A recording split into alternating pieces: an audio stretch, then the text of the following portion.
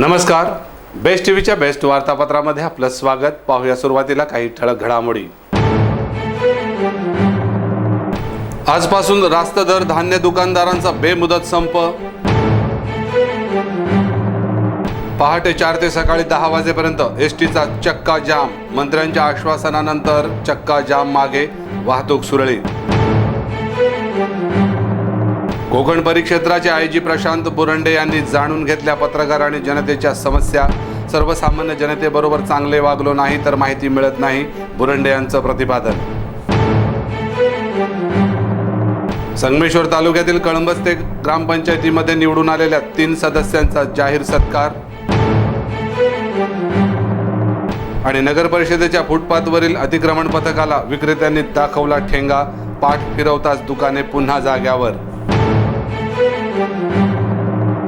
तर आता थेट वळूया सविस्तर बातम्यांकडे। जिल्ह्यातील सर्व रास्त दर धान्य दुकान चालक मालक 1 मे पासून विविध मागण्यांसाठी तसेच शासनाचे याकडे लक्ष वेधण्यासाठी बेमुदत संपावर जाणार आहेत। आपल्या रास्त मागण्या मान्य होतील अशी त्यांनी अपेक्षा व्यक्त केली आहे। जिल्ह्यातील रास्त दर धान्य दुकान चालकांच्या अडचणींसंदर्भात शासन स्तरावर आमदार मंत्री यांच्याशी अनेक वेळा बैठका घेऊनही अद्याप कोणताही ठोस निर्णय झालेला नाही। सद्यस्थितीत रास्त दराची दुकाने ना नफा ना तोटा या तत्वावर सार्वजनिक वितरण प्रणाली राबवत आहे। त्यामध्ये आम्हाला असंख्य अडचणी येत आहेत। त्यात रास्त दर धान्य दुकान परवाना आणि केरोसिन परवाना हा कायमस्वरूपी देण्यात यावा, ते अधिकार संबंधित जिल्हा पुरवठा अधिकाऱ्यांना देण्यात यावेत। तसेच अन्न सुरक्षा अधिनियमानुसार धान्य प्रणालीमार्फत रास्त धान्य दुकानात धान्य पोच करणे, साखर आणि इतर धान्याच्या विक्रीचं कमिशन वाढवून मिळणे आवश्यक आहे। शालेय पोषण आहार, रोजगार हमी योजनेची देयके त्वरित मंजूर करून देण्याची आवश्यकता आहे। आपल्या प्रलंबित मागण्या शासनाने मान्य कराव्यात असं यावेळी सांगण्यात आलं। या निमित्तानं हा बेमुदत संप पुकारण्यात आला आहे। तर काल 30 एप्रिल रोजी एसटीच्या कर्मचाऱ्यांनी आपल्या विविध मागण्यांसाठी चक्का जामचा आवाज दिला। पहाटे 4 ते सकाळी 10 वाजेपर्यंत हा चक्का जाम करण्यात आला। याची दखल परिवहन मंत्र्यांनी घेऊन समस्या सोडवण्याचं आश्वासन दिल्याने चक्का जाम आंदोलन मागे घेण्यात आलं। त्यानंतर वाहतूक सुरळीत झाली, मात्र या आंदोलनात रिक्षावाले सहभागी झाले नव्हते।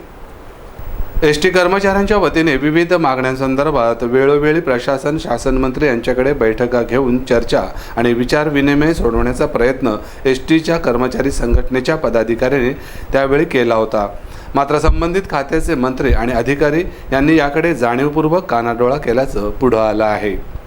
या संतापाच्या भरात मागण्या प्रलंबित राहिल्याने याकडे शासनाचं लक्ष वेधण्यासाठी एसटी कर्मचाऱ्यांच्या वतीने 30 एप्रिल रोजी चक्का जामची हाक दिली होती। त्याप्रमाणे पहाटे 4 वाजल्यापासून एसटी स्थानकातून सुटणाऱ्या गाड्या रोखण्यात आल्या होत्या। हा चक्का जाम सकाळी 10 वाजेपर्यंत चालू राहिला आणि खुद्द परिवहन मंत्र्यांनी याची दखल घेऊन एसटीच्या प्रलंबित मागण्यांवर पदाधिकारी यांच्याजवळ चर्चा केली आणि चक्का जाम मागे घेण्यात आला। या संदर्भात जिल्ह्यातील सर्व विभागीय अधिकारी यांनी बैठक घेऊन शासनाचा निर्णय कानी घातला। सुरक्षा विधेयकाच्या केंद्र सरकारने कायद्याविरोधात कामगारांनी स्वयंस्फूर्तीनं बंद वातावरण निर्माण केलं होतं। परंतु आता सध्याच आम्हाला मुंबईवरून निरोप आला की ते सगळं स्थगित झालेलं आहे। त्याच्या काय मागण्या आहेत त्या कॉर्पोरेट लेवलला काय चर्चा झाली आहे मला सांगता येणार, पण ते स्थगित झालेलं आहे। त्याप्रमाणे चक्का जाम होता सकाळपासूनचा, आता बंद झालेला, स्थगित राहिलेला आणि गाड्या अर्धा तास झाल्या गाड्या सगळ्या। शासनाच्या निर्णयाबद्दल कर्मचारी संघटनेचे विभागीय अध्यक्ष विजयराव जाधव यांनी सांगितलं, केंद्र सरकारचं जे रस्ते विधेयक सेफ्टी बिल आहे ते पारित झालं असतं तर महामंडळाच्या अस्तित्वाला धोका निर्माण झाला असता, कामगारांच्या रोजीरोटीचा प्रश्न निर्माण झाला असता आणि म्हणून त्याच्या निषेधार्थ आजचं हे आमचं चक्का जाम आंदोलन आम्ही आयोजित केलेलं होतं। त्यामुळे केंद्रीय नेते आमचे हनुमंतरावजी ताटे, शिवाजीरावजी चव्हाण, परिवहन मंत्री दिवाकरजी रावते यांनी तातडीने चर्चेला बोलवलं होतं आणि जर त्यांनी आश्वासन दिलं की केंद्र सरकारने जरी हे रस्ते वाहतूक विधेयक पास केलं तर राज्य सरकार त्याची अंमलबजावणी करणार नाही। आजचं जे आंदोलन हे चांगल्या प्रकारे यशस्वी झाल्यामुळे त्याची शासनाने दखल घेऊन आज जे आंदोलन स्थगित केलेलं आहे त्याबद्दल शासनाचे आम्ही आभारी आहोत।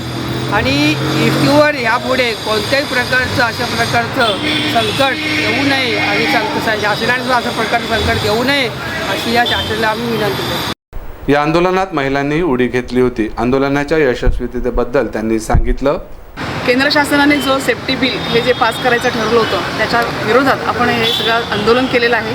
आमच्या रत्नागिरी विभागामध्ये सर्व कर्मचारी या आंदोलनात सहभागी झाले होते आणि जवळजवळ 100% हे आंदोलन आम्ही यशस्वी केलेलं होतं आणि त्यामुळेच या आंदोलनापुढे या शासनाला नमतं घ्यावं लागलेलं आहे आणि त्याच्याचमुळे त्यांनी आपलं हे आंदोलन स्थगित झालेलं आहे. आज आंदोलन यशस्वी करण्यासाठी दीपक पवार, राजेश मयेकर, दिगंबर चाळके, रामदास पाटील, अर्जुन सुर्वे, अनिल चव्हाण, मंगेश चव्हाण, गायत्री साळवी, रेखा सावंत आदी कर्मचारी चक्का जाममध्ये सहभागी झाले होते. मात्र काही काळ या चक्का जाममुळे प्रवाशांना त्रास सहन करावा लागला. तरी देखील वेळीच परिवहन मंत्र्यांनी याची दखल घेतल्याने वाहतूक सुरळीत झाली. तर आता वळूया पुढच्या बातमीकडे. रत्नागिरी जिल्ह्याची सुरक्षितता अबाधित राहावी यासाठी कोकण परिक्षेत्राचे आयजी प्रशांत बुरंडे यांनी भेट दिली. यावेळी रत्नागिरी जिल्ह्याचे पोलीस अधीक्षक डॉक्टर संजय शिंदे उपस्थित होते. त्यांनी पत्रकार आणि जनतेच्या समस्या जाणून घेतल्या. रत्नागिरी जिल्ह्याच्या भेटीवर आलेले कोकण परिक्षेत्राचे आयजी प्रशांत बुरंडे यांनी जनता आणि पत्रकारांशी थेट संवाद साधताना जनतेच्या समस्या जाणून घेतल्या. यावेळी जनतेतून बोलताना जिल्ह्यातील मालमत्तेचे गुन्हे रोखणे गरजेचे असल्याचं आयजी यांनी सांगितलं. तसेच चैन चोरांकडेही लक्ष देणे गरजेचं असून जनतेच्या तक्रारींचं निवारण करण्यासाठी प्रत्येक पोलीस स्थानकाबाहेर तक्रार पेट्या ठेवण्यात येणार असल्याचंही पुढं सांगितलं. यावेळी पत्रकारांच्या वतीने सुट्टीच्या हंगामात घरफोड्याचं प्रमाण वाढतं याची नोंद घेण्याची मागणी करण्यात आली. जनता आणि पोलीस यांचं नातं दृढ असावं. मात्र एखादा अपघात घडल्यास जो उपचारासाठी आणतो त्यालाच पोलीस वेठीस धरतात. एखादी माहिती दिल्यानंतर सांगणाऱ्यांची चौकशी होते हे चुकीचं असल्याचं निदर्शनास आणून देण्यात आलं. किरकोळ भांडणांना जातीवादीचं स्वरूप देण्यात येतं. यासाठी तंटामुक्त समित्या सक्षम कराव्यात. जिल्ह्यात वाहतूक वाढलेली आहे. येण्या जाण्याच्या मार्गावर त्यांची नोंद करण्यात यावी.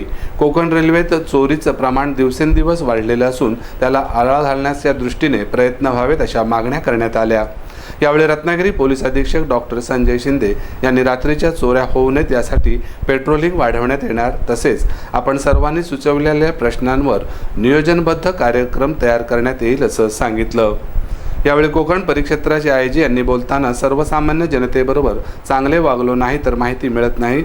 तसेच पोलीस स्टेशनवर काम करणे सर्वात कठीण काम आहे असंही सांगितलं.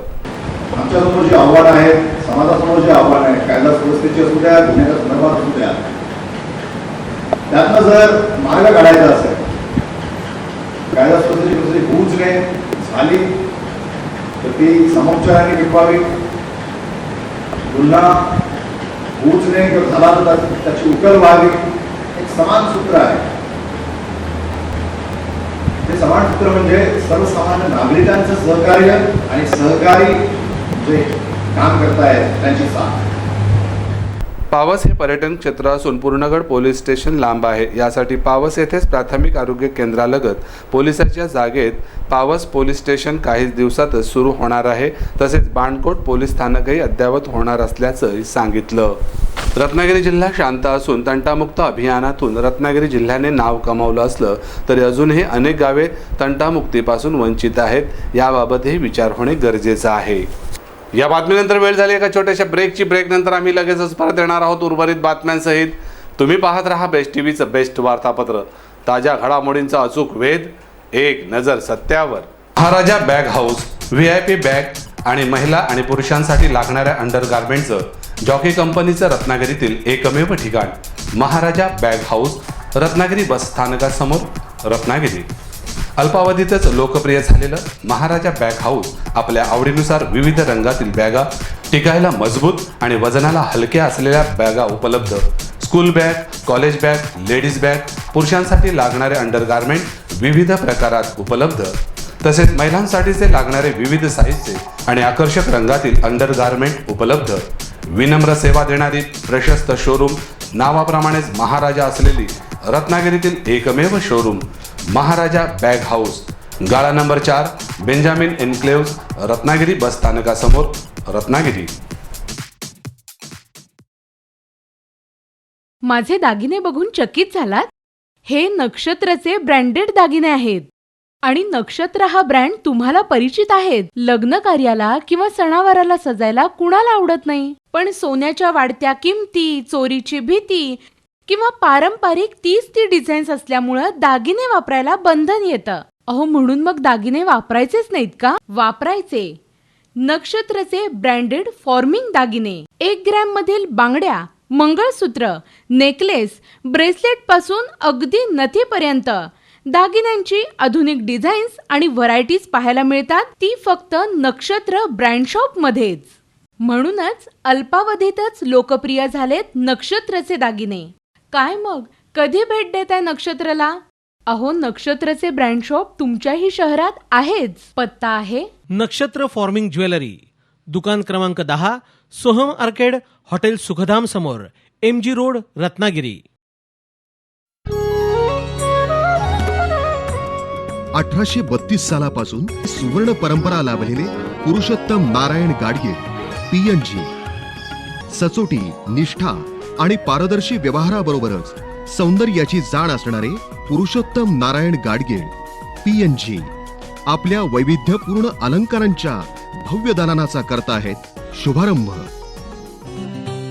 GII सर्टिफाईड राशींचे खडे, झीज तूट न धरता 100% एक्सचेंज होणारी डायमंड ज्वेलरी, अशा वैविध्यपूर्ण अलंकारांनी नटलेलं PNGचं भव्य दालन.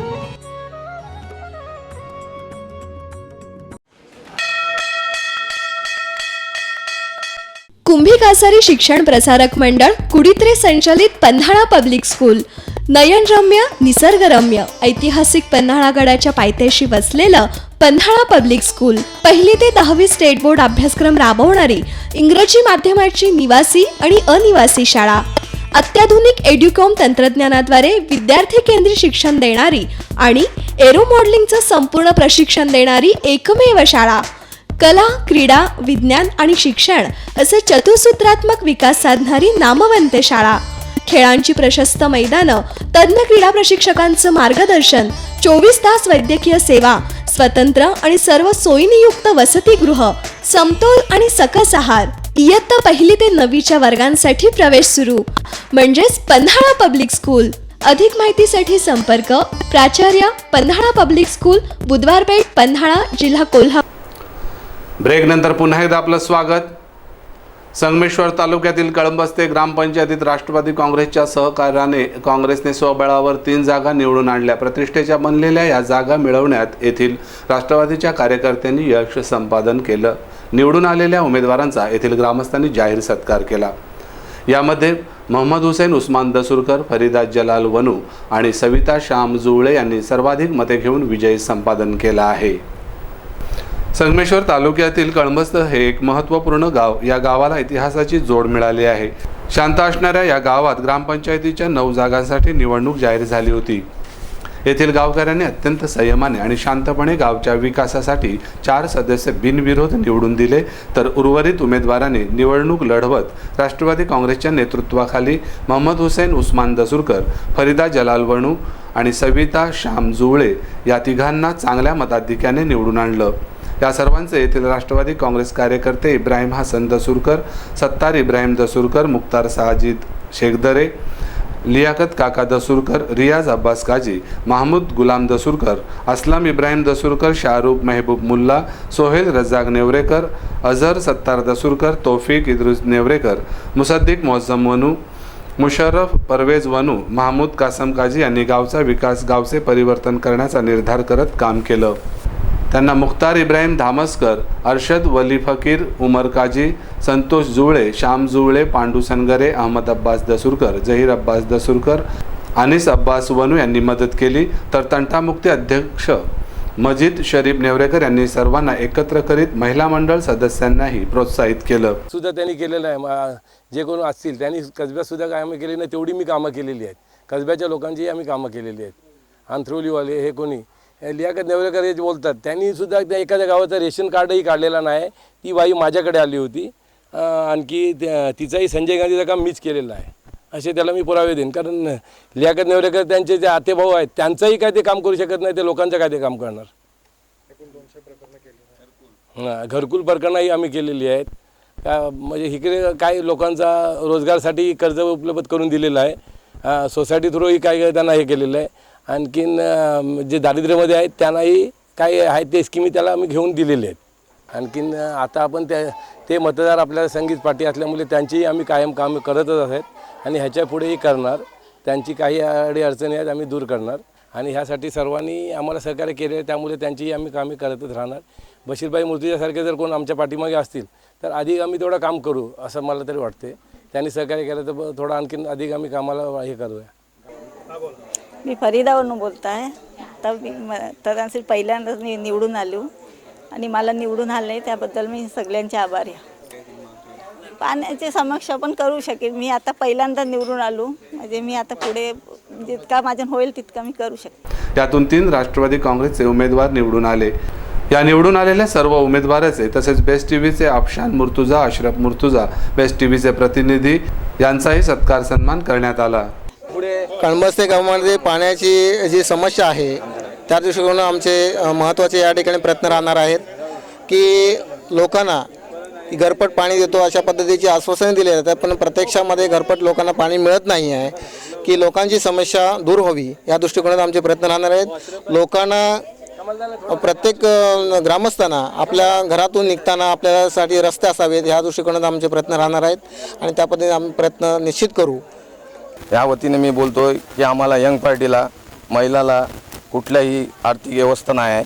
त्या आर्थिक व्यवस्था मोहम्मद शेठ आपले जे सदस्य निवडून आले ते आणि बशीरबाईचा आम्हाला सपोर्ट पाहिजे आणि आम्हाला याप्रमाणे आम्ही सोशल वर्क बोलून पुऱ्या कलंबस्तेपासून 12 वाड्यात आम्ही सोशल वर्क करतो आहे आणि कुठलाही ॲक्सिडेंट झाला, कुठली मयत झाली, काय झाली, आम्ही प्रत्येक जागेवर सोशल वर्क करून जातो. पण आम्हाला पाठिंबा नाही. तो पाठिंबा जर बशीरबाईंनी जर आम्हाला दिला नाही तर सहकार्य एकजुटीने आम्ही पद्धतशीर काम करू आणि त्या पद्धतीने आम्ही जोर देऊन राष्ट्रवादीनं काँग्रेस विजय करून दाखवू हे आम्हाला पद्धतशीर आहे. आणि ग्रामपंचायतला ती निवड झाली आहे पण पंचायत समितीला आम्ही मोहम्मद शेठला एकमताने वर उभा करून निवडून काढू ही आमची अपेक्षा आहे. या निवडणुकीदरम्यान या गावातील राजकारण ढवळून निघालं होतं. आरोप प्रत्यारोपांच्या फैरी झडत होत्या आणि छुप्या कुरघोडी तसेच अनेक क्लुप्त्या लढवल्या जात होत्या. येथील विजयी उमेदवारांनी सेनेकडूनही आपल्या विरोधात प्रचार झाला असल्याचं म्हटलं आहे. राष्ट्रवादीतून सेनेत उड्या घेतलेल्या अनेक बड्या नेत्यांनीही आपली ताकद आजमावली. मात्र याला न डगमगता राष्ट्रवादी काँग्रेस पदाधिकाऱ्यांनी, कार्यकर्त्यांनी या जागा निवडून आणण्यात यश मिळवलं आहे. काही राजकीय नेते, कार्यकर्ते वेगवेगळ्या राजकीय प्रवाहात उड्या घेतात. मात्र जे खंबीर नेतृत्व असतं आणि खरोखरच निष्ठावान कार्यकर्ते असतात ते प्रवाहाच्या विरुद्ध सुद्धा हिंमत न हारता बाजी मारून जातात आणि दलबदलूंना त्यांची जागा दाखवून देतात. हेच येथील राष्ट्रवादीच्या कार्यकर्त्यांनी दाखवून दिलंय. तर नगर परिषदेच्या अतिक्रमण हटाव मोहिमेच्या पथकाने फुटपाथवरील अतिक्रमण मोहीम राबविली. एसटी स्टँडच्या खालील भागात राम मंदिराजवळ रस्त्यावरील अतिक्रमणे हटवली. नगराध्यक्षांच्या आदेशावरील अतिक्रमण विरोधी पथकाने मारुती मंदिर येथील एका विक्रेत्यावर कारवाई केली होती. या विरोधात शिवसेनेचे नगरसेवक बंड्या साळवी, उपनगराध्यक्ष संजय साळवी यांनी नगराध्यक्षांची भेट घेऊन कारवाई स्थगित केली होती. यावेळी बंड्या साळवी आणि उपनगराध्यक्ष संजय साळवी यांनी चर्चा केली की कारवाई करताना ज्यांनी अतिक्रमण केलं आहे त्या सर्व विक्रेत्यांवर तात्काळ कारवाई चालू करा. या पदाधिकाऱ्यांच्या चर्चेनंतर नगराध्यक्षांनी दुसऱ्याच दिवशी फुटपाथवरील अतिक्रमणधारक विक्रेत्यांवर धडक कारवाईचा निर्णय घेतला. ही मोहीम रामाळी नाक्यापासून सुरू झाली. या पथकाने रस्त्यावरील अतिक्रमणे हटवली, त्यामुळे रस्त्याने काही काळ मोकळा श्वास घेतला. प्रवाशांना चालणेही सोयीचं झालं होतं. परंतु नगरपालिका आणि वाहतूक शाखेने या रत्नागिरी वाहतुकीची गांभीर्याने दखल घेऊन जे अतिक्रमण झाले त्यांची कायदेशीर कारवाई करावी आणि ज्येष्ठ नागरिक विद्यार्थ्यांना कसं चालता येईल, सुरळीत चालता येईल याची दक्षता घेण्यात यावी. मी आता नांद्यातून आलो. मला इथे जरा बघितल्यावर समाधान वाटलं. रस्ता मोकळा झाला आणि हाय असं कायमचं राहू दे. लोकांना फिरायला वगैरे जरा बरं वाटतं. मात्र असं असलं तरी नगर परिषदेच्या कारवाईने या कारवाई केलेल्यांनी संताप व्यक्त केला आहे. रत्नागिरी नगर परिषदेतील सत्ता युतीची असून मराठी मताला न्याय आणि बेरोजगारांच्या हाताला काम मिळेल अशी अपेक्षा होती. मात्र हे सर्व पोल ठरलं असून मायबाप सरकारनेच रत्नागिरी एसटी स्टँड परिसरात बसणाऱ्या स्थानिक फेरी विक्रेत्यांवर कारवाई करून बेरोजगार केलं आहे. गावागावातून रोजीरोटीचा प्रश्न निकाली निघावा यासाठी अनेक महिला रत्नागिरी स्टँड परिसरातील रस्त्यालगत व्यवसायाला बसतात. मात्र रत्नागिरी नगर परिषदेने पर्यटन महोत्सवाच्या नावाखाली या फेरीवाल्यांवर कारवाई केली आहे. या स्थानिक विक्रेत्यांवर कारवाई करून एक प्रकारे त्यांना नगर प्रशासनाने बेरोजगार केला आहे. यातून नगर परिषदेने काय साध्य केलं असा प्रश्न सर्वसामान्य नागरिकातून तसेच व्यावसायिकांकडून व्यक्त केला जात आहे. तर या होत्याच्या सविस्तर बातम्या आणि आता जाता जाता शेवटी पुन्हा एक नजर ठळक घडामोडींवर. आजपासून रास्त दर धान्य दुकानदारांचा बेमुदत संप. पहाटे 4 ते सकाळी 10 वाजेपर्यंत एसटीचा चक्का जाम. मंत्र्यांच्या आश्वासनानंतर चक्का जाम मागे, वाहतूक सुरळीत. कोकण परिक्षेत्राचे आयजी प्रशांत बुरंडे यांनी जाणून घेतल्या पत्रकार आणि जनतेच्या समस्या. सर्वसामान्य जनतेबरोबर चांगले वागलो नाही तर माहिती मिळत नाही, बुरंडे यांचं प्रतिपादन. संगमेश्वर तालुक्यातील कळंबस्ते ग्रामपंचायतीमध्ये निवडून आलेल्या 3 सदस्यांचा जाहीर सत्कार. आणि नगर परिषदेच्या फुटपाथवरील अतिक्रमण पथकाला विक्रेत्यांनी दाखवला ठेंगा. पाठ फिरवताच दुकाने पुन्हा जाग्यावर. या बातमीपत्रात इथेच थांबतोय. भेटूया पुढच्या बातमीपत्रात. ताज्या घडामोडींसाठी पाहत रहा बेस्ट टीव्हीचं बेस्ट वार्तापत्र. नमस्कार.